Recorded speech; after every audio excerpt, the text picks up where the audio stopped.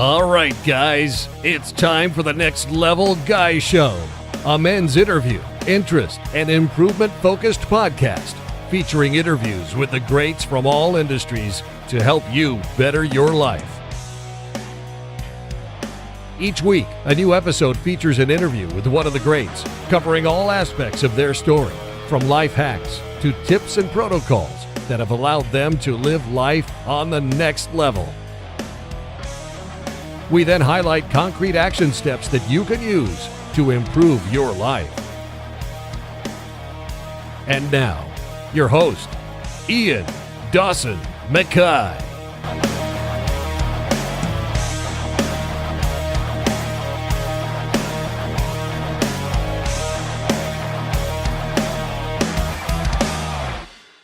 And today's guest is Caitlin Klarer. Caitlin is a sex coach with a master's in counselling and a background in the adult entertainment industry. She's the creator of the hilarious talk show Watch Girls Watch Porn and is also an educator on Pornhub's wellness channel. She's passionate about challenging our society's pervasive sex-negative scripts and wants people to view sexuality as a highly diverse and inclusive entity. Her work involves holistic, bi-psychosocial approaches when helping clients achieve their sexual fulfillment and helping individuals and couples with sexual, relational, and intimacy problems.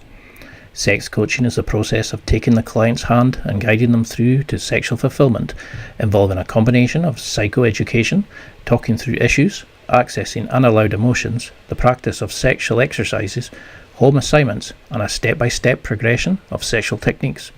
Sex coaching is holistic, non-judgmental, sex-positive, and celebrates the full range of sexual experiences. Sessions are future-focused and goal-orientated, allowing clients to work through sexual blockers and achieve true sexual fulfillment. And now, let's get to the interview.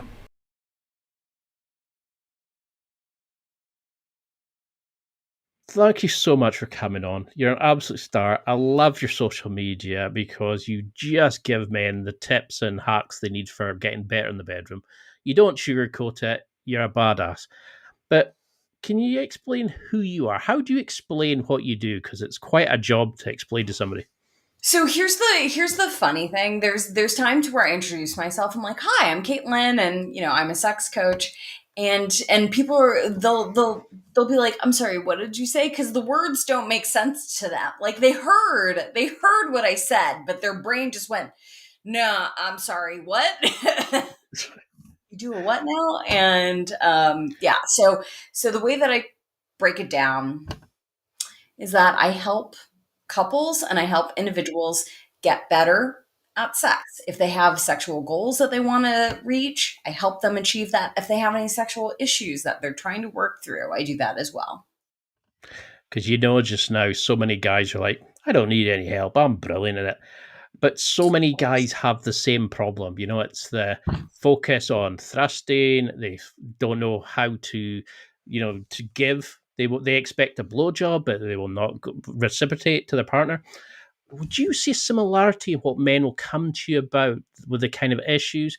Does it change with age, race, with the focus, single versus somebody in a relationship? Or is it just the same men ego issues we need to break?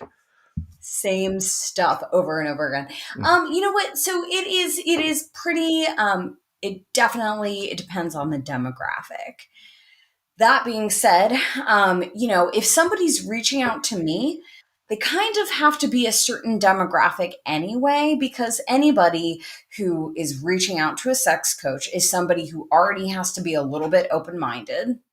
There's no way around that, right? If somebody is completely closed off and completely terrified of talking about anything, they're not going to reach out to me, right? So I already, my demographic that I work with is going to be a little bit narrowed because of that.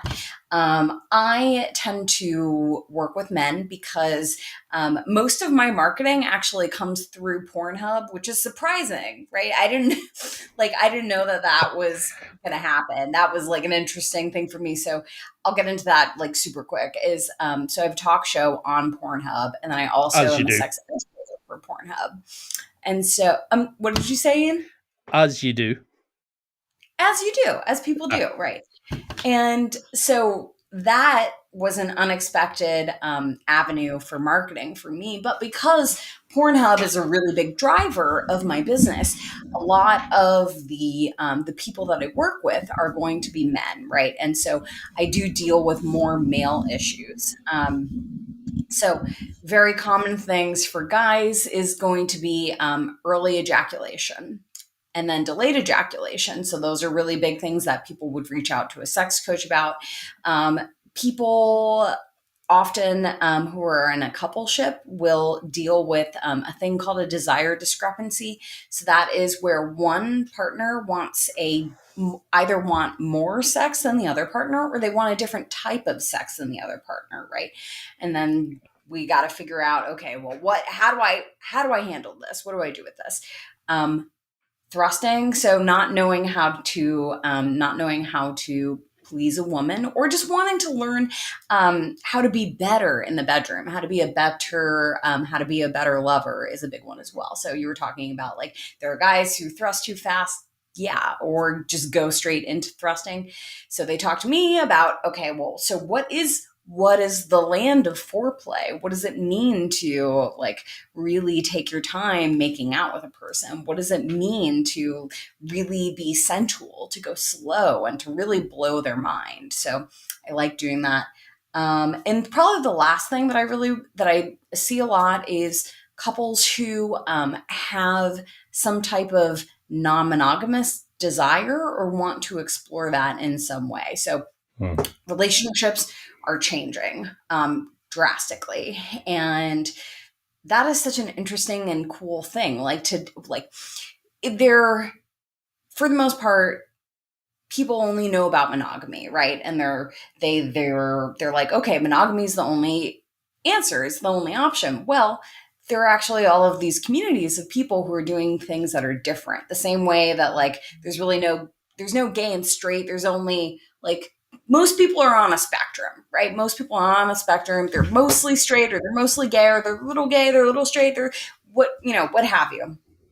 Relationships are on a spectrum, right? And we have the option of relationships being on a spectrum where they can be monogamous, or it could be all the way over to polyamorous, which is multiple loves. Or you could be somewhere in between where you're kind of like monogamish, which is where you're monogamous, but then you flirt with other people. But then, or you could be in an open relationship where, you're with one person, but then you sleep with some other people. There are all of these different options out there. And that is a really confusing thing to navigate and to figure out. So to talk to somebody like me in the process of that can be really cool. And the reason why I really like working with that demographic too is that I am in that demographic, right? I'm in an open relationship with my husband, and it has been a challenging thing to kind of figure out. And so I like being able to help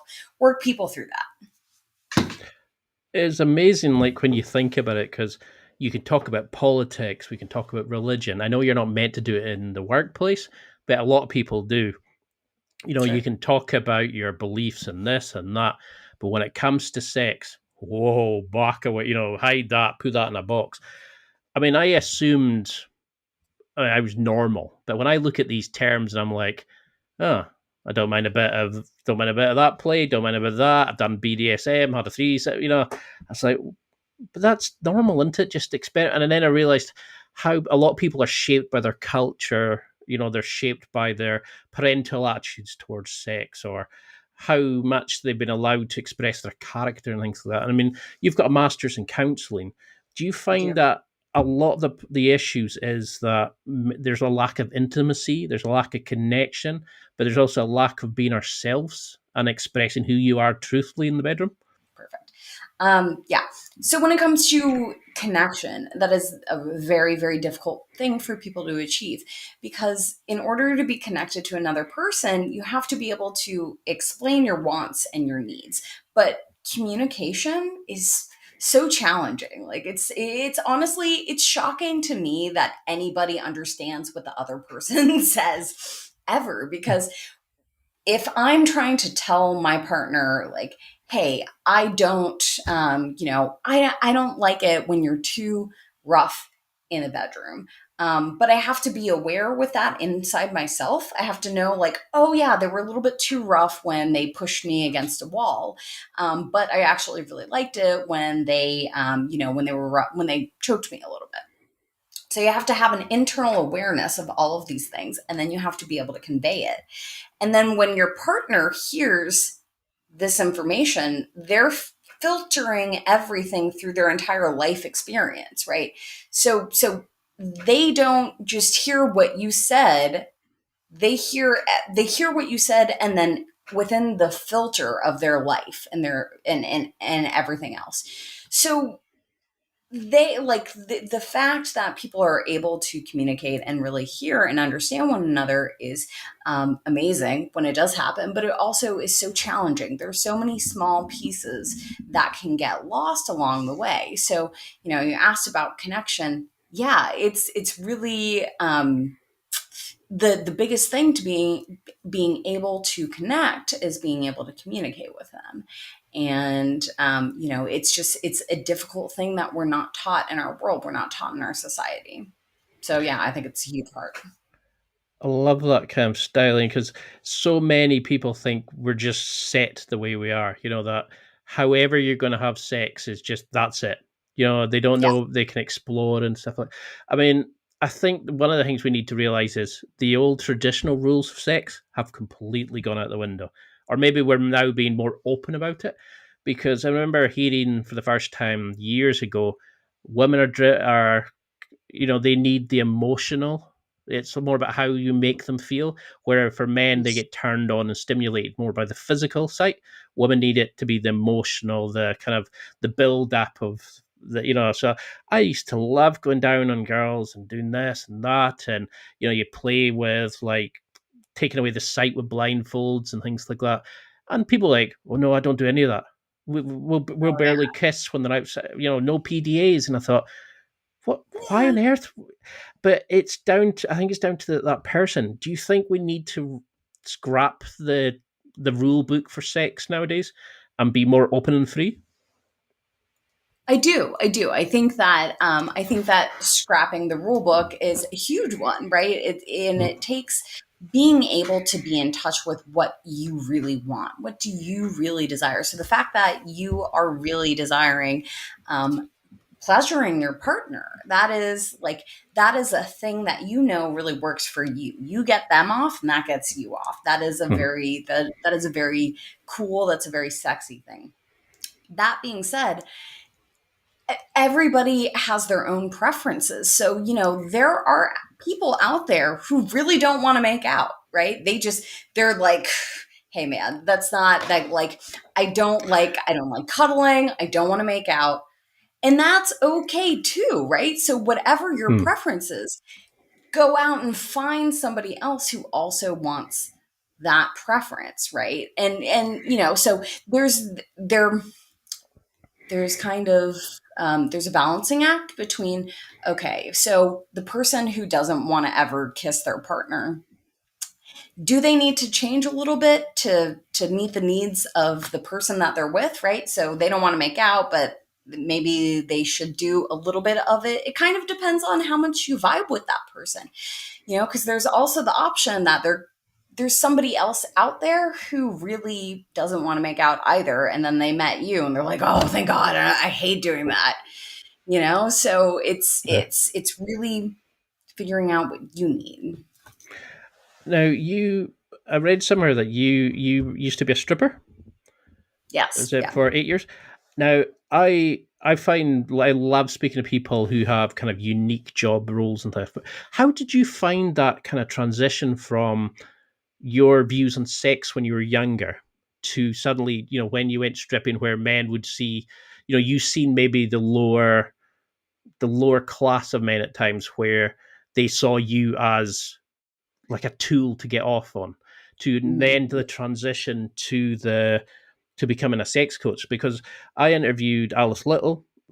She was one of the most successful legal prostitutes in a brothel in, I think it was Las Vegas.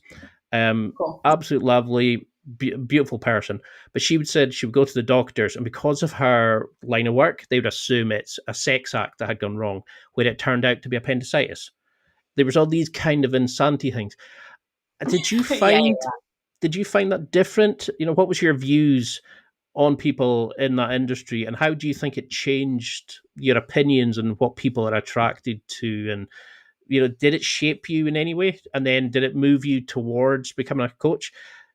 It's maybe badly worded, but did it affect your views on sex and how people are attracted and what we get off by? Yeah. No, that's a great question, Ian. And yes, yeah. So working at the club shaped my worldview more than I expected it to. So I had no intention of being a stripper. So I did it late in life. I had always had all these really negative stereotypes about it. Like anybody who works in that industry has got family issues or they're using drugs. Like those were the only options in my mind. And I met a girl who was a dancer, and she was a friend of mine, and she was a burlesque performer, and I was doing burlesque at the time. And in my mind, I'm like, oh, burlesque is like fine because that's classy, that's art. Yep. You don't want to like make money from from getting naked on stage, right? And so I met this girl who was a burlesque performer, and she danced, and she was cool. I liked her, and I was like, okay, well, what is this? And I went to the strip club, and for the first time ever in my life, I was old. Like I was 25. I think it was 23, 25, something like that. I was finishing graduate school, right? So this was not on this was a very quick stop on my way to go get like a normal career, right? But man, when I started the first day I went there, I was like, oh my God, this is what a strip club is? Like, this is, first of all, it was a really upscale place, right? So I'm a little bit biased based off of that. It's owned by a woman, all those kind of things. Anyway, I loved everything about it. So I started working, and I was like, shit, this, I am already curious about what people think and what people feel. Like that's genuine, with my counseling background, right? But then once I got to be a dancer, and then just I got to open up people's heads in a way, not those heads, these heads, I got to open them up, and then really, Ian, you said something. No, I was just laughing. I was just saying, Kate, that's the tagline for this. That's going to be the tagline, definitely. Yeah. And so it was absolutely fascinating to me. And it gave me a really interesting confidence in my body and in my ability to stand up for myself. Because it's a difficult environment. You'll hear the worst things, and you'll also see the best things. So it's very polarizing because people are fucked up, right? And I was working, so I was sober, right? So at the first couple of years, I drank a lot, and then I was like, nope. And then I was completely sober for most of the time that I was there. Anyway, so I got to hear people saying really good things, and then also really bad things about me. And it made it to where I was like, wow, this is like I was always a little self-conscious about the fact that I kind of look like a boy. Like I look like and this is not a negative thing, but I'm a little boyish body type, right? Very I'm athletic. I've got slender hips. I've got small breasts. But the fact that I was able to still make good money based off of a body that I didn't always love, it was a very, very empowering thing for me. It also felt empowering to be able to just kind of live in my sexuality, right? And be able to profit from that. And it was a very interesting thing. One of the most interesting things that I learned from the whole experience is that there's a person for every person, right? So my small tits worked. Somebody else's, being after being, like a woman who just had a baby, right? And she's got a bit of a belly.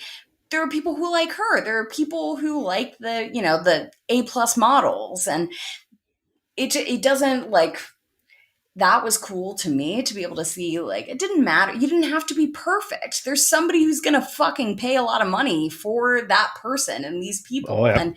And it's, oh man, mind blowing to me. That was all like very cool.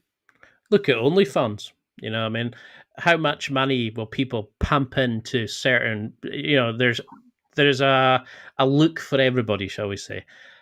Now, I mean, I'm very open, do a lot of degrading and out there shit to some people, but I have a dislike towards OnlyFans because there's certain things about it I don't like about how they take the money from models, and some people use it's not helping a lot of people that are using it.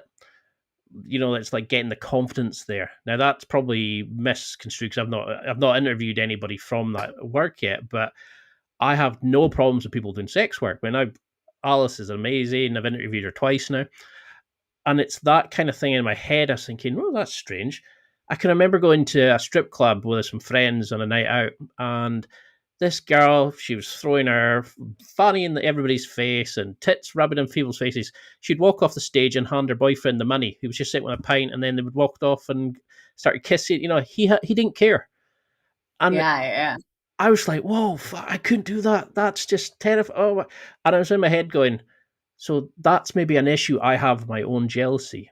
That's maybe me not being able to embrace myself in that area. That's maybe my issue with OnlyFans, is because I have, something about people being more sexually open than I've been. Or, when you look into this, you start thinking, okay, maybe that's stemming from something in myself, what you dislike. Do you find that with people, this mainly comes from not being able to embrace our sexuality, not being able to embrace our desires, kind of hiding that side of us? Yeah, I think absolutely. Because we don't talk about sex, we don't have any language inside of our brains to go like, oh man, like I really, like, I'm straight, and I also I really get off on wearing women's panties. What does that mean about me? And we don't have, like, our culture doesn't allow for us to go, oh, well, okay, maybe we don't have to have like, maybe that doesn't mean anything, right? Maybe it like, if we have a desire, it's always attached to, oh shit, what does this mean about me? So like, if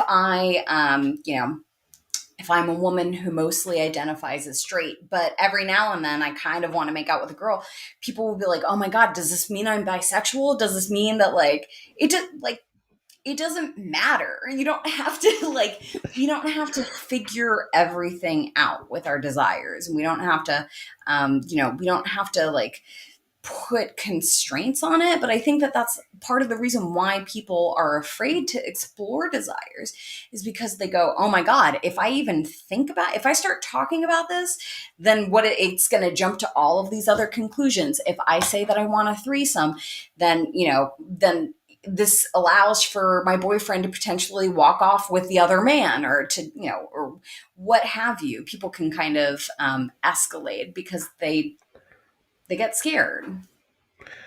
It's definitely a difficult one, because I find you have to, a lot of it stems from yourself, your personal confidence, because a lot of people don't believe they deserve it. I mean, do you find that a lot of people kind of cock block themselves by mentally thinking, we let the ego dictate that, we've got to be the man in the relationship. We can't be pegged. We can't be, feminized. We can't do role play where the girl's in the superior role. Do you find a lot of men kind of are restricting themselves for the type of sex that they're allowing themselves to have, or even to try, because of these traditional values of masculinity, perhaps? Yeah, no, definitely. And the first thing I started thinking about when you started talking or you started asking that question is that I don't. Have you noticed that it seems like there are way more women who identify as bisexual than guys are? 100%. Yeah, yeah. Do you have any opinion on like what you think that is? Probably that women are actually realizing to get good sex, they have to, women understand them, where men, it's, I don't know, not sure to be honest. I, so my hypothesis on that, and Ian, I think you're right. I think that like when it comes to women realizing that other women are going to get it better, I think that that's definitely part of it. I think a big part of it though is that guys just have so much baggage around if you find another guy attractive, what does that mean about you? There's so much, whereas for Hmm. women there's not. There's anti baggage. Actually, there's celebration around women who make out with other women and explore other women. Like that's hot and people like it and people talk about it all the time. So it makes it significantly easier for girls to go, I'm bi. Yeah. I mostly Yeah. like guys or I mostly like women, but I like to be in between. Whereas guys, there's too much baggage for them to even kind of like peer into that. And so I think that that is very similar to what you were asking about, like, do guys cock block themselves by having societal scripts? Absolutely. Yeah. And really Let's, the only way that go ahead. oh, sorry, I was going to just say that I suppose it's also about the sexualization of women. You know, that you're hot, you're cute, you're beautiful, where a guy is masculine, strong, leader. You know, where women are like, "Oh, look at her! You know, she's rocking that dress." Where guys are like, "He's wearing a suit from Calvin Klein." You know, you're meant to be looked at and judged by your sex appeal because the whole Sure. provider routine and stuff like that. But with men, it's like how we dominate. With women, it's what you give up. You know, what I mean, it's strange. Look how the media portrays men versus women. Yeah. It's a very interesting topic. Well, which is crazy. And then we go into like this whole flexible gender role, right? Like everything's getting on a spectrum these days. I kind of fucking love it. We're not living in this binary world. Like even autism, they used to have autism and then Asperger's disease, and they're like, okay, well, throw that out, and they just put it on the autism spectrum.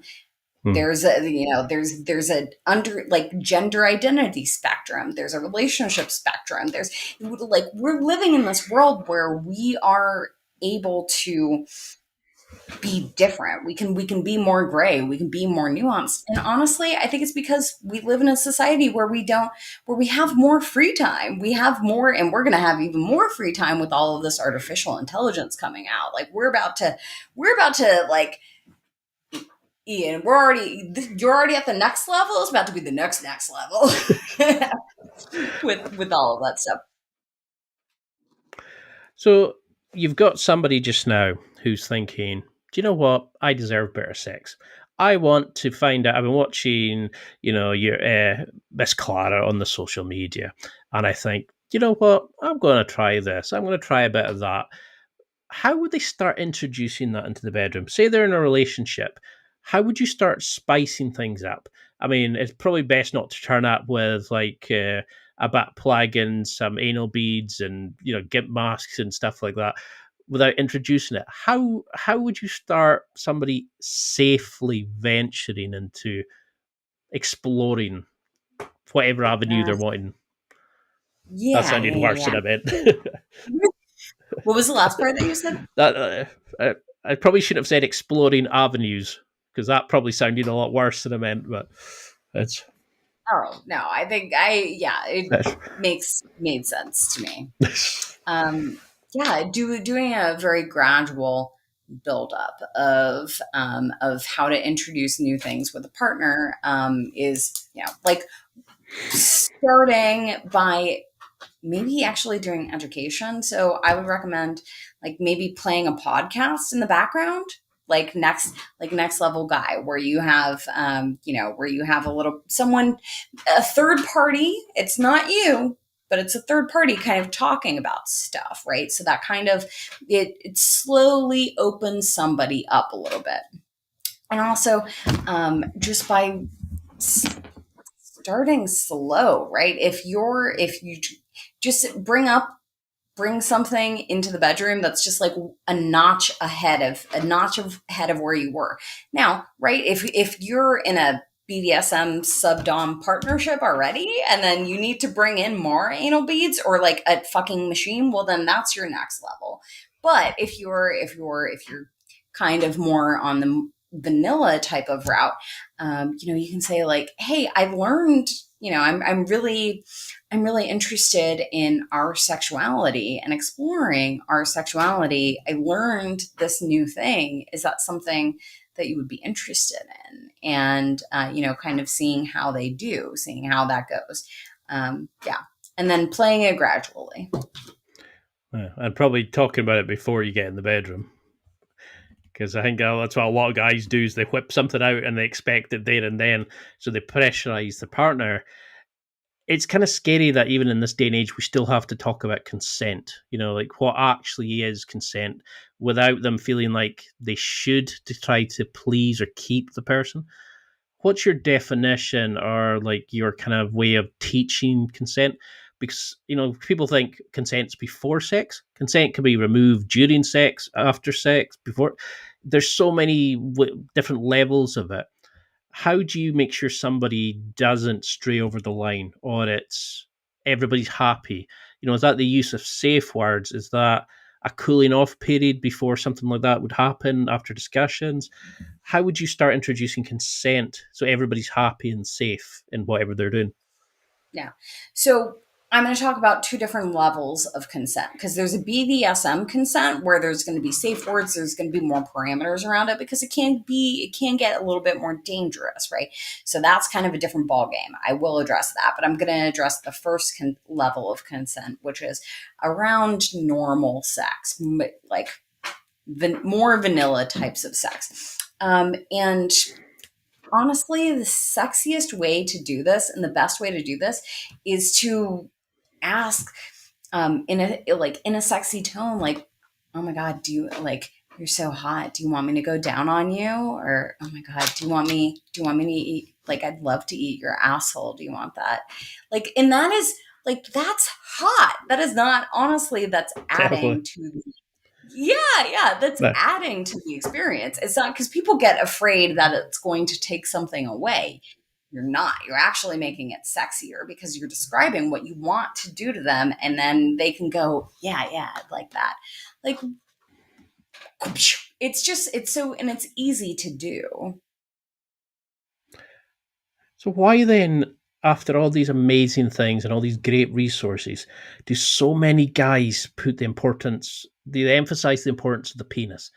They think this is the tool that I throw it in, I get it a bit wet, stick a finger somewhere, kiss, and thrust it in, where, the women want different angles, grinding, different techniques. There's plenty of different oral techniques. There's plenty of different techniques on rimming and but why do men still just think, I've got a hard thing, I'm going to stick it in a soft thing? How do we break that stupidity? Yeah, and there's so many guys who are shocked when I tell them that only 30% of women orgasm from internal stimulation.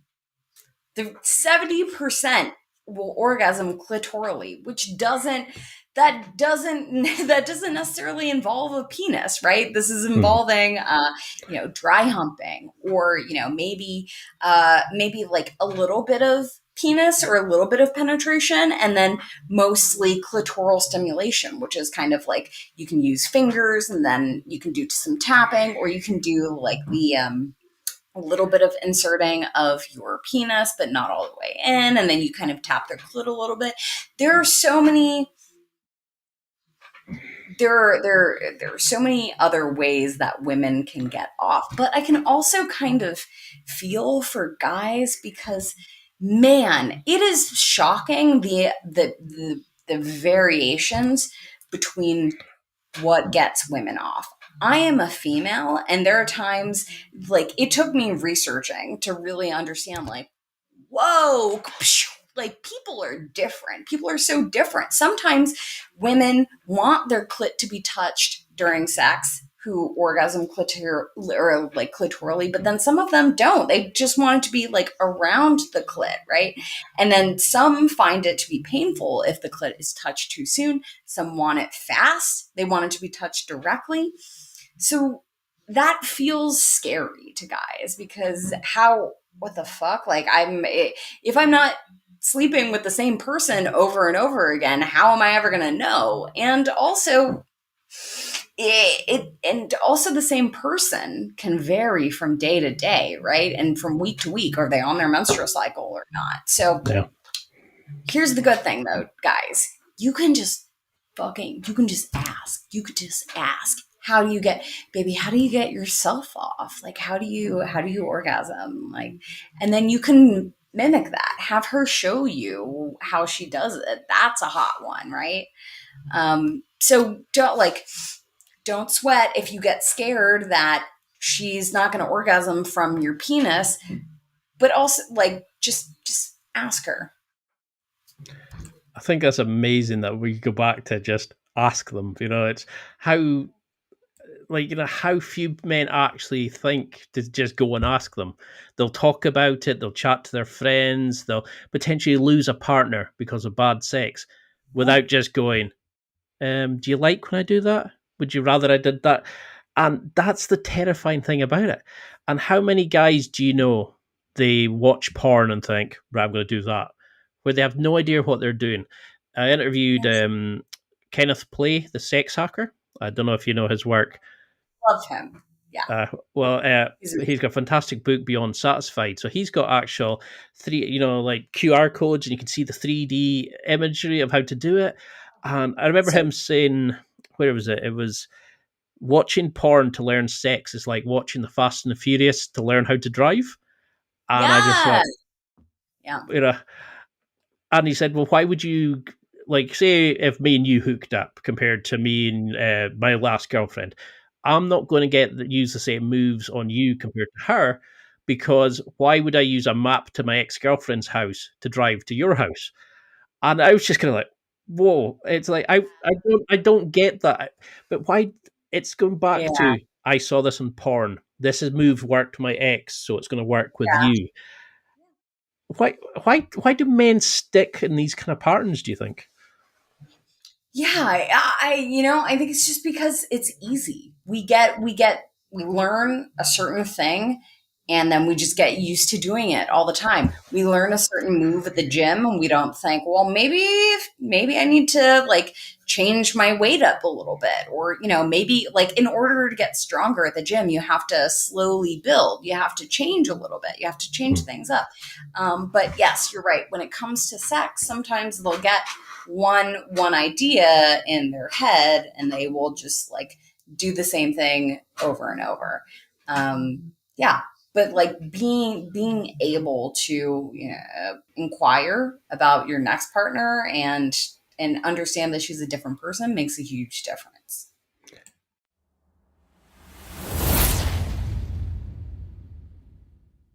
It's time for a quick break. There are millions of potential products to buy, so how do you know which ones are worth your hard-earned money? Simple. You go to nextlevelguy.com/affiliates and explore those that will transform and improve your life.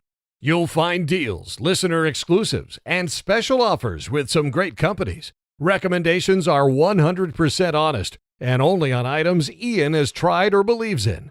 The companies showcased will make you a better man in all areas of your life. Simply go to nextlevelguy.com/affiliates and level up.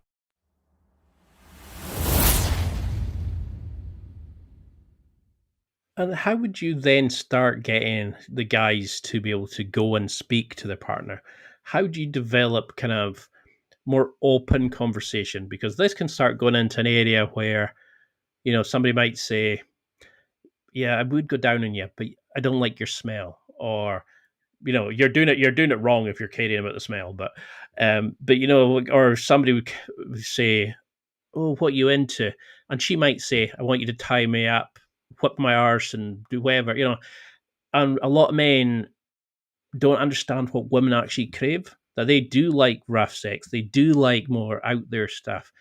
A lot of times it's the quieter ones that are actually the more terrifying ones. But how do you get them to chat about it and embrace them and open up about our sexuality? Not what the woman thinks the guy wants, but what they actually want. That women deserve great sex. How do we get them to understand that as well in a relationship? And you are doing the world a good service by being able to help guys learn how to treat women better, about it, how to fuck them better. Like, this is it's always good to be able to have somebody who's like, how do we do this, how do we get better? Wait, I forget what was the Well, question. it's more, Communication. yeah. I mean, how do I explain what I want to do to you, but I want you to come back and say, well, actually, no, I'm not really into that. But what I do want you to do is go and take me in the toilets in, I don't know, the local shop, or I want to go dogging, or whatever it is. How do we not shy away from true desires, but also not have somebody feel like I want to keep them, so I'm going to avoid this? Sure. So I think that one of the best ways to just start approaching explaining your desires is by, especially, okay, I'm going to start with a human who is nervous about sex in general, because most people are, right? And so to be able to talk to your partner and say, hey, honestly, I feel a little bit weird about talking about this. I'm kind of afraid that you're going to judge me. But I wanted to tell you that I have fantasies about you tying me up.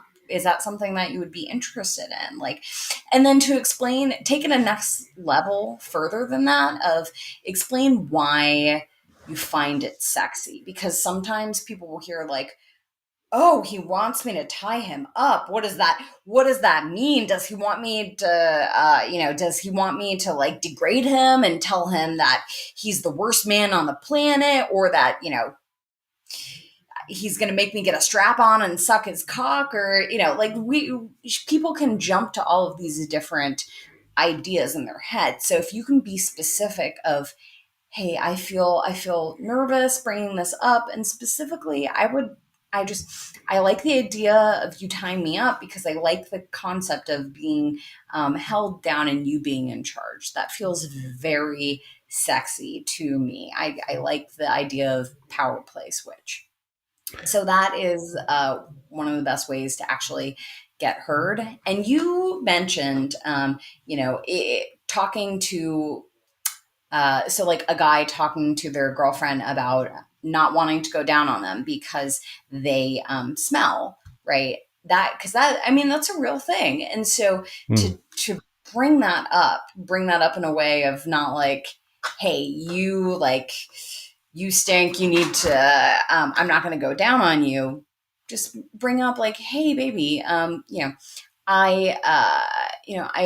noticed that your smell is a little bit more pungent recently, because that actually could mean she might have a bacterial infection too, Yeah. right? So they like, don't like, you harboring this information and just saying like, oh, I don't want to tell her. She could, like, it could be like, I know for me, if I have bacterial vaginosis, that shit stinks. And my husband has said, like, hey, I've noticed that you're smelling different. And I'm like, oh, yeah, I need to go. Like, I think, or maybe it's a yeast infection or something like that. So actually bringing it up could be a helpful thing to her, but also, it can feel scary. It can feel delicate. But if you just tell her, like, hey, I really do, like, I find you sexy. I want to go down on you. I've noticed that your smell is a little bit different. Or, maybe you just suggest taking a shower before you have sex. Just say, baby, I want to shower with you. Like that would be really sexy. Let's shower each other and then go into the bedroom. So that's an easy way around it as Because I well. find that weird that like guys will not say to somebody that they love, like, are you okay? You're smelling a bit different. Because I know there's thousands of different ways that things change the chemical reactions, the time of the time of the month, the diet, etc.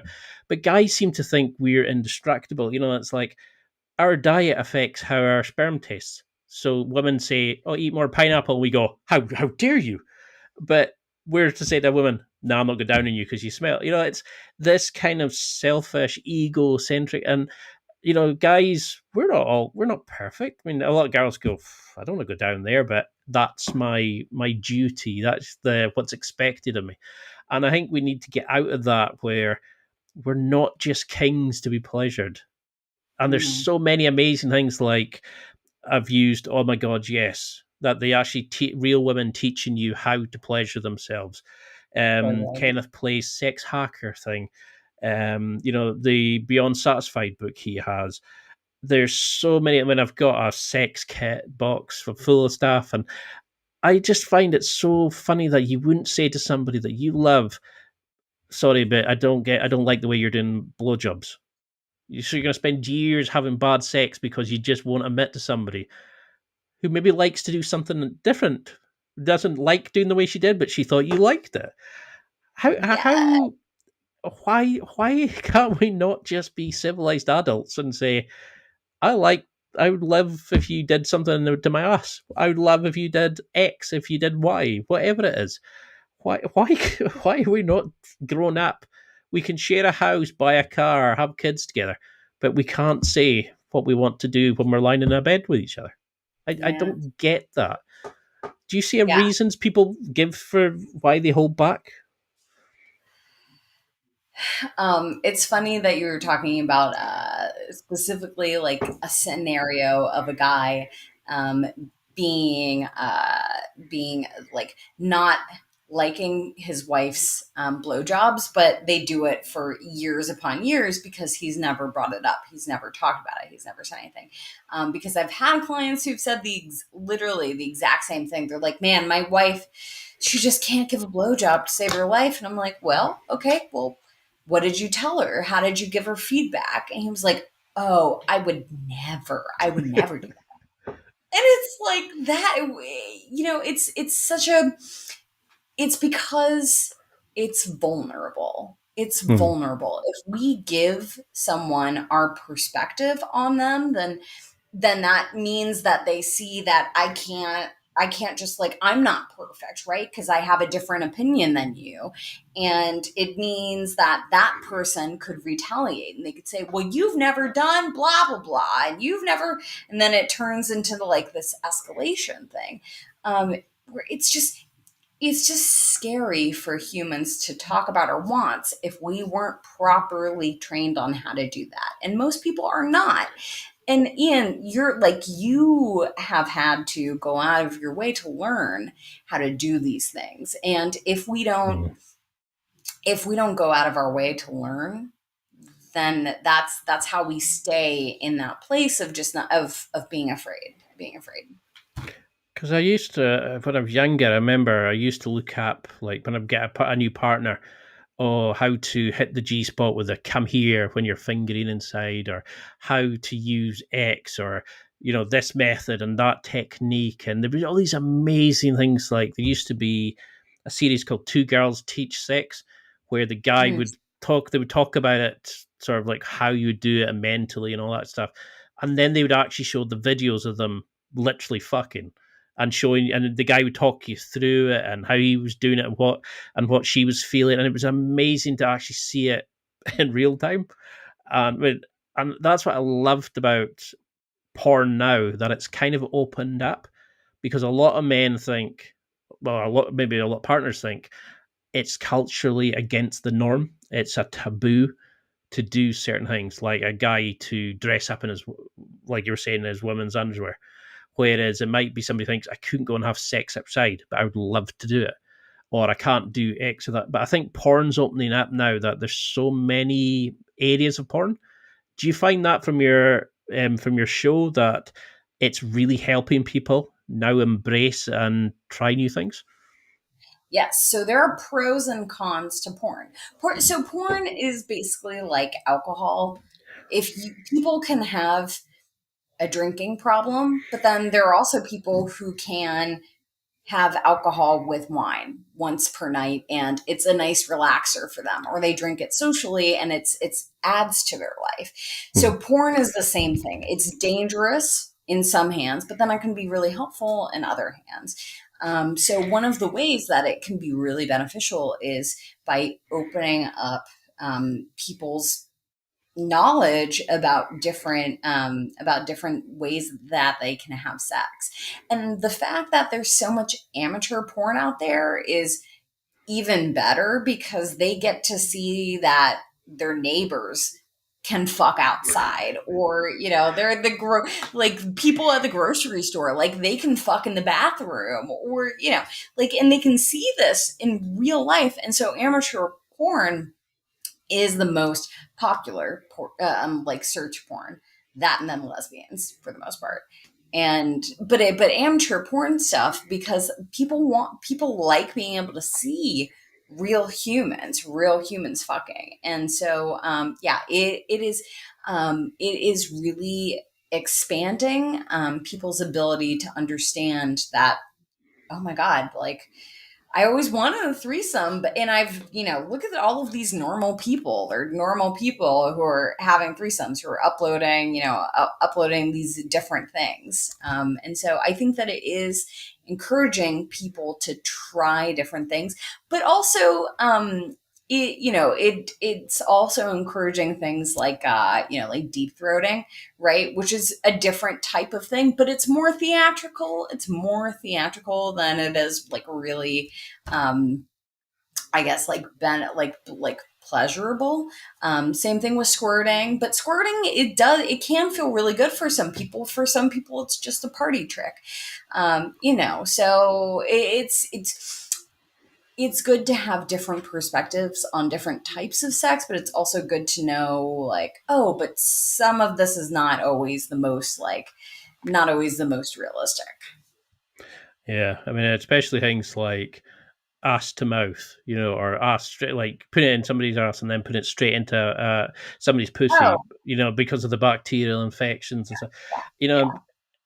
They act like this is all normal and stuff, and somebody goes, I'm going to try that, and then gives their partner a yeast infection, or seriously hurts them because they try to choke them without warning. And I just, yes, it's a great help, but like you're saying, there needs to be that kind of understanding and openness and ability to chat to people.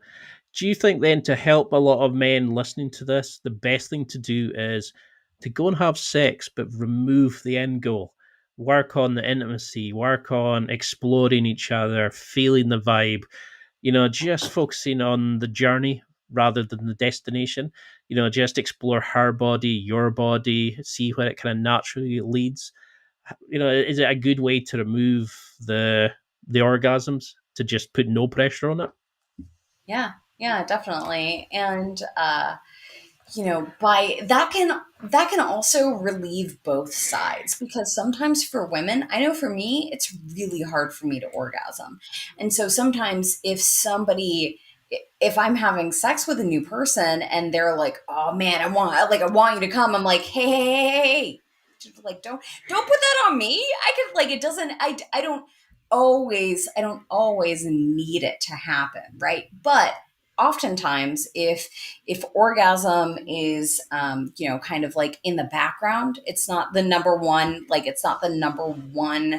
agenda, then orgasm can come a little bit more easily. And Mhm. it's also it's a good thing for guys because they're able to just explore sensation. So this is essentially what tantra is. Sometimes people don't like they hear the word tantra sex specifically, and they don't really know. They think that it means like some like calling on woo woo stuff and spirits or what have you. I don't know, but tantric sex is literally just hyper focusing on the moment. What is your skin feeling? What does your partner taste like? How can you breathe with your partner? What are the sights that you're seeing? What are you hearing? What are her moaning sounds? Like pay attention to the five senses very intensely. That's tantra. That's all it is. It's being in the moment and not having a goal, which can lead to the most fire, the most exciting stuff. Because wasn't it Sting that came out and said he had 8 hour sex romps with his partner? Oh no, his Yes. wife, and I remember everybody saying that's impossible, and they're like, "Well, it is when you're just enjoying being with each other. You're not racing to get off. You're actually just wanting to be with them and explore and enjoy the." I feel like, oh, okay, maybe there is more to this, and I love that you look out into these areas and you open up that it doesn't mean you're gay if you're getting pegged. It doesn't mean because a lot of men, oh no, I wouldn't let anybody touch my bum, for example. And I was like, Yeah. that's where the male prostrate is. That Yeah. is your the male G spot. Yeah. It's and a lot of women want to do some very very twisted shit. They're happy. They're into it. They want to push themselves. And you have this great show where you meet porn stars and you watch sex. You've worked with all these thousands of couples, etc. What would surprise us about women's sexual desire from all the people you've talked to? Because we all think, oh, they're prune, they don't want to do this. And then as you start getting to know women, you go, fucking hell, she's worse than I am.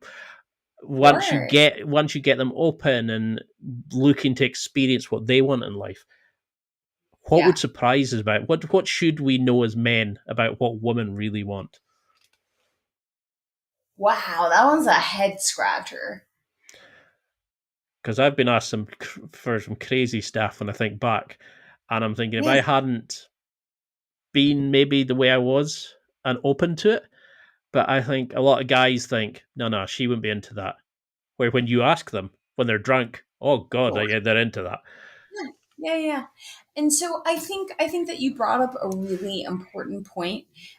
Is that you said once you get somebody open, once you get comfortable with somebody, then that's when you get to start learning more about them. You get to see more exciting things. So like when people are aroused, men and women, different things feel like things that might sound kind of like weird or revolting when you're not aroused feel really fucking sexy when you are aroused. So if you're taking the time to really get her revved up and really get her like you warmed her up for 40 fucking minutes. You've been slowly caressing everything. And she's now at the point of where she's really horny. She's ready. You already gave her 2 orgasms. She's ready for this. She may want you to spit on her. She may want you to choke her. She may want you to fucking pee on her. You don't like they're when people get to that point of arousal, the things that feel sexy to them get more intense. Hmm. And so the key really is to just understand that you got to work her up to get to that place of exploring different things. So So women can be just as crazy, can be just as kinky, but they're like we're cats. We need warming up. We need to and if you go too hard, if you try too hard for something, we're gonna run away. We're gonna do our own thing. But like guys will be these dogs where they'll just like right? So as long as you just kind of understand that women need this warming up, we're standoffish, we need that. And if you do it, then we're gonna want some shit that you could be shocked by. Because that kind of leads me perfectly into the next question: is how does orgasms change for men versus women? Because a lot of guys I know, they say, I once I've pumped, I go off to sleep. I'm knackered, I'm tired. Whereas for a lot of women, that's just the entree, that's the starter, that's the wee basic. They're then ready for more sex. They're then ready for more pleasure. But men seem to treat it as that's it done. And yes, we can work on our physical health to be better, more stamina in bed, more cardio and things like that. But how do we need to see like orgasms versus women? Because in our head, as we're getting close, men have a tendency to speed up because the sensitivity comes in, they get the feelings, they don't have control as much. Where a woman wants to keep the same, maybe more pressure, but keep the same speed, because they're in their head and they need to get the sensation. How should we see orgasms as men and understand what a female perspective of an orgasm and what it leads to is? Yeah. Yeah. Um, you are right. For most men to orgasm, they speed up. They do the speeding up thing. And so in their mind, they think that when their girlfriend is about to come, they got to speed up. They do and for the most part, women need consistency. You sped up and now you went over the orgasm. You missed it. You missed it. Now she's like, fuck that. What that doesn't work for me.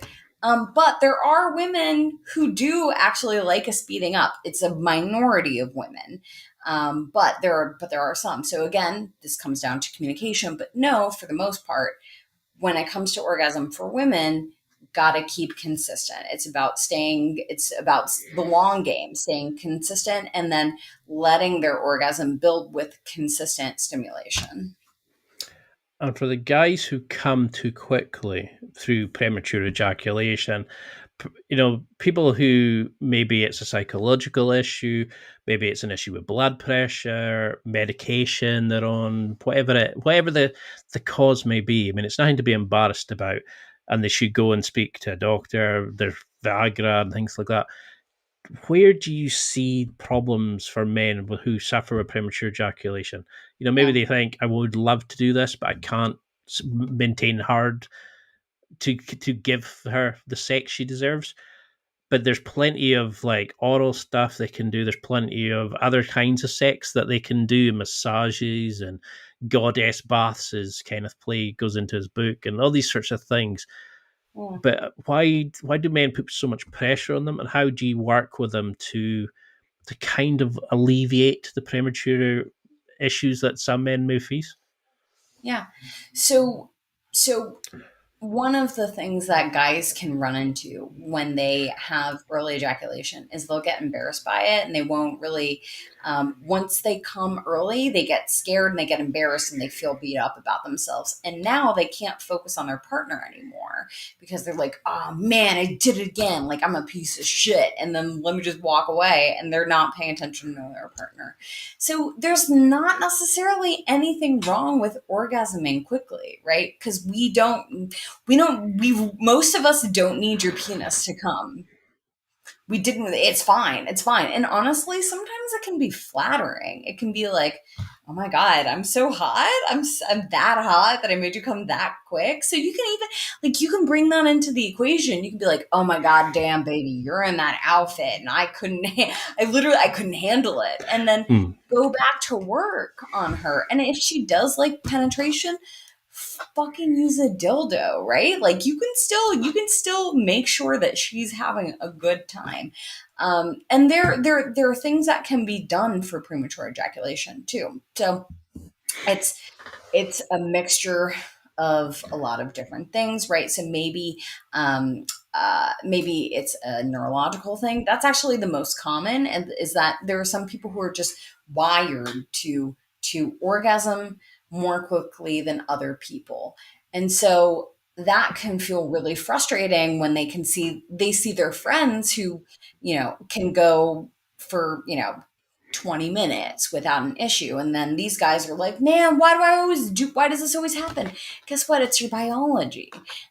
And that is okay. And we can actually work with your biology, and still we can sustain your ability to last longer, but you're going to have to work at it. It kind of sucks. Like for me, I told you, I look like a tomboy. So I go to the gym and I have to lift weights to get an ass. That's the only way I'm going to get an ass. I decided I wanted one, so I go to the gym every day, Deadlifts. and so deadlifts, yeah, you get it, Yep. Ian. So if you decide that this is something that you want to do, you can make peace with that and go, okay, well, this is my body. Don't just hate your body, right? Because there are some people where they'll be like, God damn it, like I'm just this way. This sucks. There's nothing that can be done about it. There are things that you can do. Number one, the most effective tool is edging. Do you know much about edging? Yeah, you build up to the point and then back away. Yeah, definitely.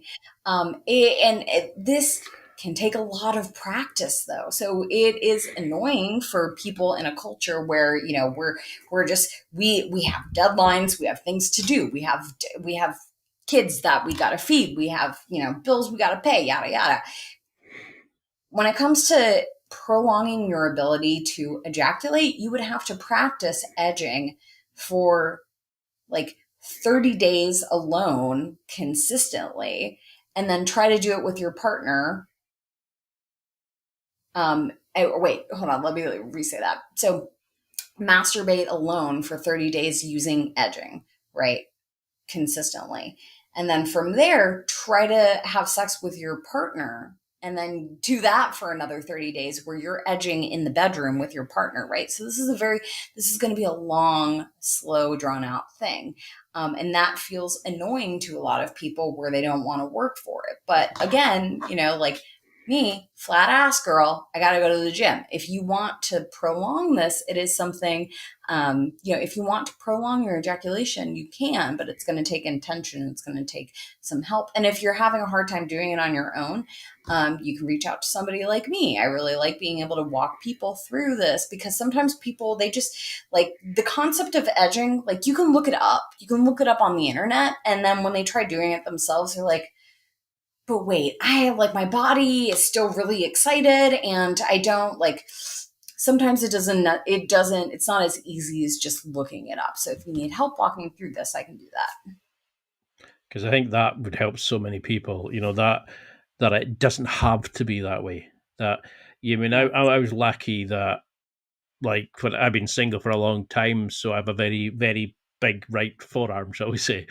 But I got to know my body, and I knew where I could slow down and change things up. And because I was so in my head, I kind of learned all these different techniques. But a lot of guys are maybe they don't want to take that chance, or maybe they've never been introduced or even know about these techniques.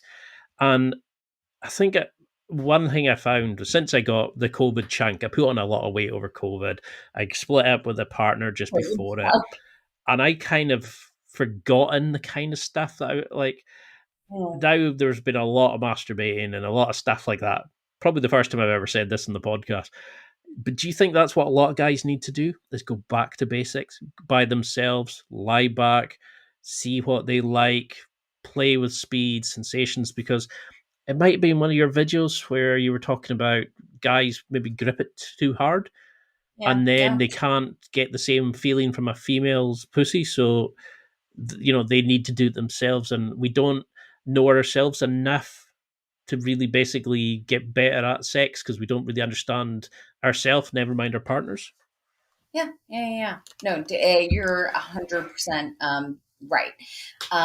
In order to really be better lovers, if we take the time to really understand the intricacies of the things that work for us, that will enable us to be better in the bedroom. So yes, there are guys where they will get themselves off with this really intense death grip, and then when they see their partners they can't orgasm anymore. So what I recommend to people who do that is to use a masturbation toy. So like a pocket pussy.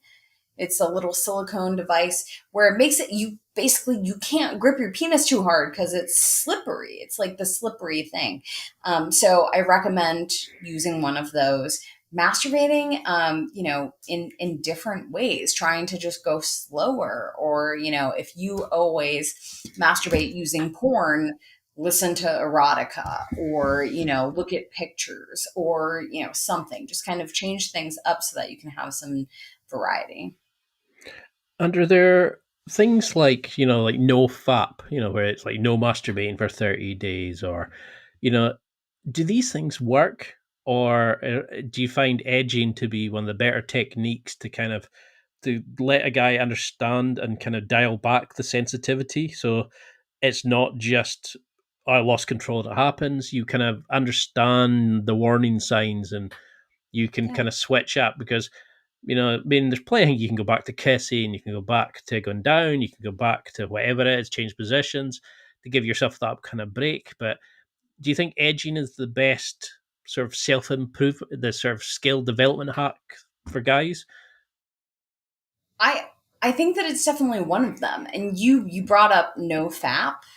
So no fap is like, the concept of that is like going to go on, like trying to go on a crash diet, and then when you get off of the diet, then you binge everything because you haven't been eating, or you haven't been eating sensibly. Whereas the most sustainable way to actually lose weight is to just be eat in a way that is sustainable long term. So like the 80-20 rule, which is what a lot of people who are like into health and fitness, which is 80% of your foods, you make them good, right? They're whole grains, or they're vegetables and their meats, what have you. And then 20% can be whatever the fuck you want. It can be pizzas, it can be shakes. And the reason that is a good approach is because it's sustainable. It's something that people can do over time. Whereas no fap is like, it's extreme. It's extreme. And I think it actually sets people up for failure. I also feel like America sets people up for failure when it comes to like things like alcohol, right? We don't teach moderation with alcohol. Mhm. We teach like don't ever drink, and then when you go to college, it's you binge drink. Yeah, so I think that by teaching this moderate approach with masturbation, which edging I would say is like kind of like a moderate approach. You can just kind of like lightly touch yourself every single day and just kind of enjoy that sensation and then go about your day. It doesn't necessarily have to lead to orgasm. It doesn't have to, it may not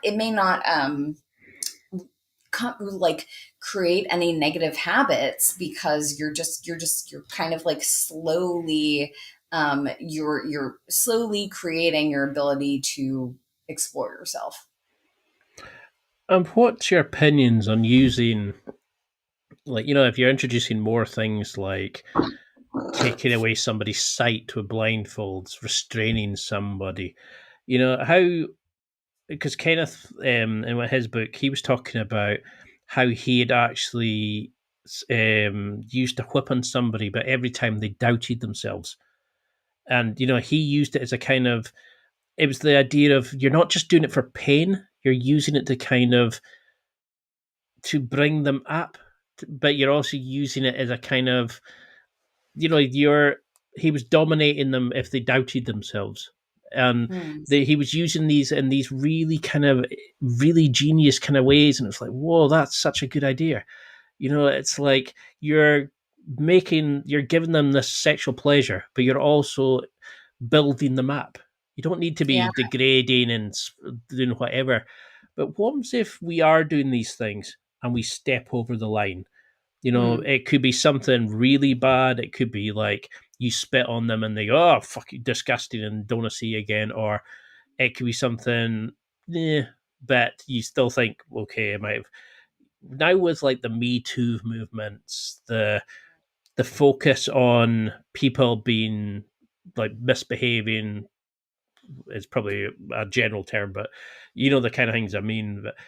how do we dial back? How do we apologize? How do we make sure that can these things be saved? How do we talk to a partner if we fuck up in that sense? Does it depend on the nature of it, or how do we have that conversation and say, look, sorry, but I know I did wrong? How do we then move on from it? What kind of work would you do with somebody when you do whatever it is? I suppose it depends on the action, but yeah, it definitely depends on the actions, and it depends on the coupleship specifically, but genuinely to just apologize to them, to just say like, oh man, I am so sorry, and I'm so sorry that happened, and then ask them like, what can I make it up to you? What can I do to make you feel safe again? What can I do to eradicate that? But the best way of dealing with the best way to deal with that is preventative, right? You don't want to. This is after.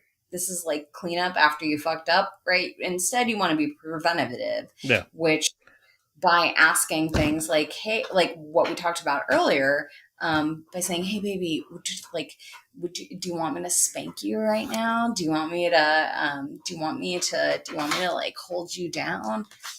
By testing those things out, I think that's the best way, rather than trying to clean up the damage. It's like getting the horse back in after it's bolted into the stables. Because I think everybody watched 50 Shades of Grey. Terrible movie for the dialogue, but everybody watched it for the sex. I didn't watch it. You're lucky. And it also gives BDSM a bad reputation because it doesn't portray a true kind of, like he basically pushes in and he's kind of forced, and everybody's like, oh, that means I can go do that to my partner. So they go and strike her, or they do whatever it is, and she goes, what the fuck? This is not, and I think that's the kind of things is we're not realizing there is a lot of benefit to these things, but they have to be agreed. They have to be slowly introduced. And, in that film, they're talking, she's like, no anal fisting. And where a lot of times it's, yeah, I like the idea of restraints, but I don't want all my limbs restrained. Okay, I like the idea of that, but can we try it first? It needs to be slowly introduced. And I think that's why it's great to have somebody like you, because you're giving these things, you're explaining what these things are in a very straightforward. No, you're not hiding it. You're saying what it needs to be done, so you don't feel awkward, you don't feel strange, and that you can fix what issues are having. What would you want people to take from this as a kind of go home message? I know we've kind of gone round a bit, but what do you want people to remember?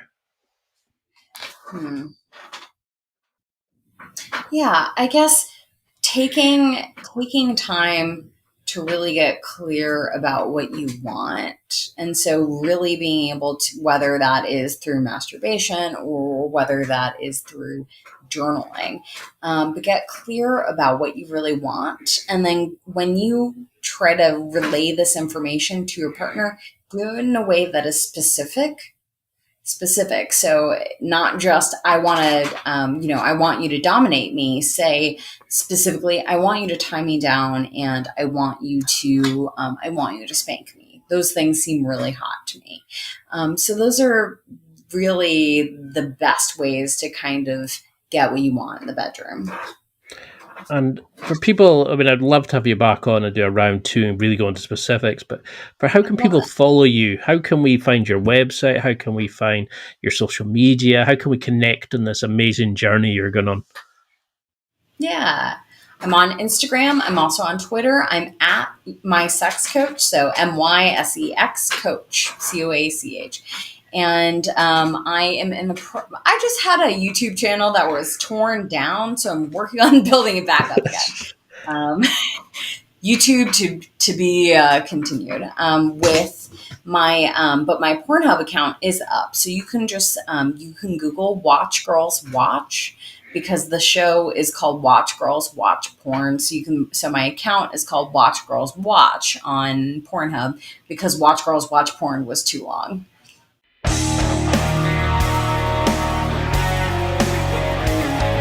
Well, that's it for another week, and thank you for listening. It's now time to take what you've learned and use it to develop and enhance your life with the key points mentioned. Listen, try it, embrace it, use it, and crush it.